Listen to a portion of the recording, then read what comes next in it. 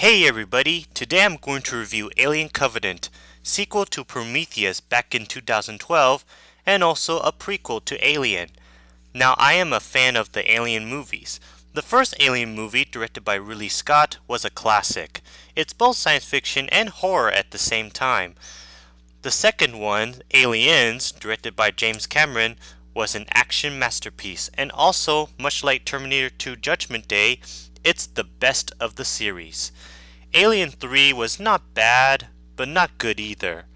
Alien 4 Resurrection was plain silly, but I've seen worse. There's even two Alien vs Predator movies, which in my opinion, the first one was a guilty pleasure, while the second one I completely skip because I heard it was horrible. Prometheus, I thought it was fantastic, though there are some confusing things in that film, so I'm very interested in the sequel when it was finally announced.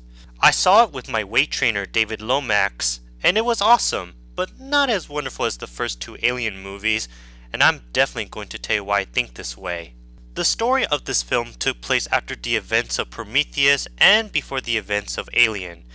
It's basically about a group of people who travels in space to go on some kind of mission where they found a planet to do something. But when they arrive there, they realize that they are being attacked by aliens. I find the story of this film to be very complicated, but at least it did have some good moments. I have mixed feelings on the special effects in this film. The landscape in the planet looks cool though. I can tell that the alien creatures in this film are in fully CGI. Some CGI aliens looks good, but I did find a few that looks like a video game. The spaceships are pretty well designed.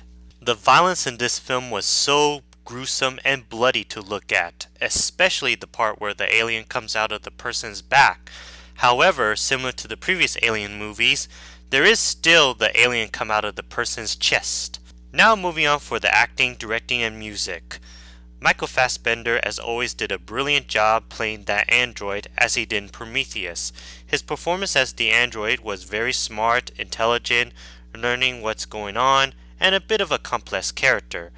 Daniel, played by Kirsten Waterston, was a very cool female character who is good at shooting guns and giving people orders. However, she's not as memorable as Sigourney Weaver's character, Ellen Ripley, from the original Alien movies. Then there's Tennessee Ferris, played by Danny McBride. He did a cool job playing that chief pilot who is good at driving the spaceship and always stays on Daniel's side. As for Christopher Oram, played by Billy Crudup, who was Dr. Manhattan in Watchmen, while Billy Crudup was a great actor, he was so boring and uninteresting in this film. He didn't have much development whatsoever.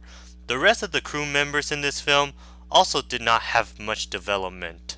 Ridley Scott, I think, did a good job directing this movie, but not as much as he did in the first Alien film. The music of this film sounds very dark and creepy, but not as memorable as the music of the first two Alien films. Overall, it was a pretty enjoyable movie to watch.